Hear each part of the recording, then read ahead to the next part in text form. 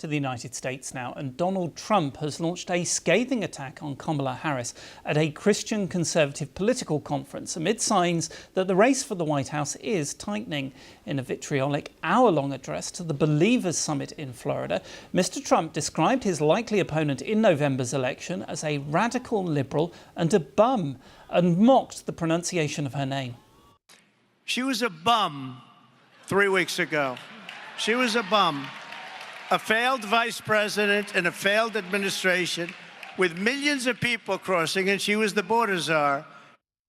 So now we have a new candidate to defeat the most incompetent, unpopular, and far-left vice president in American history. That's what she is, the most incompetent, but certainly the most far-left. Well, for more analysis of what Donald Trump had to say, here's our North America correspondent, David Willis.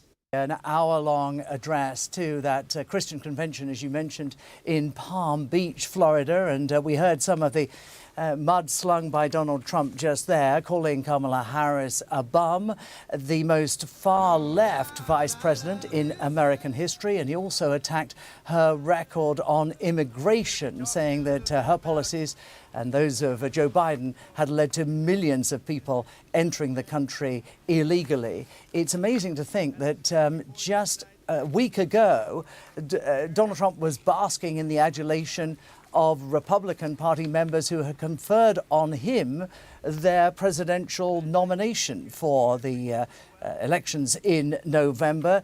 And now he finds himself battling against a much younger, a more energetic candidate in Kamala Harris, and somebody who is doing quite well in the opinion polls as well. Latest polls show that they are basically neck and neck, the two candidates, and that Kamala Harris has gained some of the territory lost, as far as opinion polls are concerned, to Joe Biden. And there is a 2-point difference between the candidates, according to that poll in the Wall Street Journal, in Donald Trump's favour. But obviously some way to go, 100 days and a little bit. But this election campaign is really heating up now, Nikki. And David, it does matter, those polls across the country, but in particular it is those key swing states where we have to really look at the difference between the two candidates and how they're going down, particularly, say, for example, amongst Black, Latino, younger voters, and in Donald Trump's case, those Christian voters that he was talking to at that conference.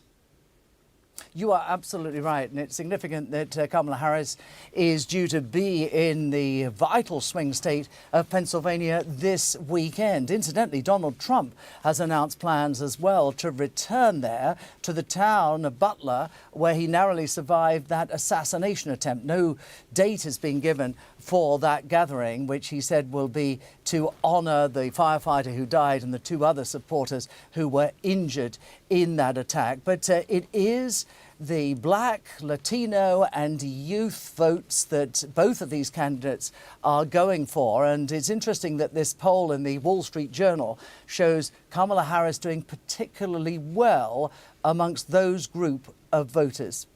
David Willis in Washington. Well, this comes as the former US President Barack Obama and his wife Michelle have endorsed Vice President Kamala Harris to be the Democratic presidential nominee. It ended days of speculation over whether she'd gain their support.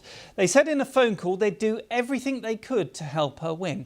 This report from our North America editor, Sarah Smith, begins with Donald Trump's meeting with the Israeli leader Benjamin Netanyahu for the first time in 4 years. Everywhere he goes in America, Prime Minister Netanyahu is met with protests against the war in Gaza. Convicted felon invites a war criminal, reads one sign, as he heads to meet Donald Trump in Florida. The greatest dinner I've ever had. Their falling out seems to be forgotten. Donald Trump was reported to be furious when Mr. Netanyahu congratulated Joe Biden for winning in 2020, when Mr. Trump was falsely claiming he had not lost.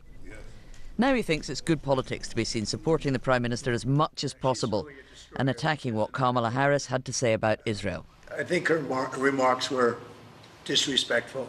They weren't very nice pertaining to Israel. I actually don't know how a person who's Jewish can vote for her. For her first steps onto the world stage as the likely presidential candidate, Kamala Harris looked very uncomfortable, with such a controversial leader. This symbolizes the blood of Palestine. Many pro-Palestinian protesters said Joe Biden's support for Israel's war in Gaza had lost him their votes. Kamala Harris wants to win them back with a subtly different policy, stressing empathy for the civilian victims in Gaza. We cannot look away in the face of these tragedies. We cannot allow ourselves to become numb to the suffering, and I will not be silent. Kamala! Hello. Hi.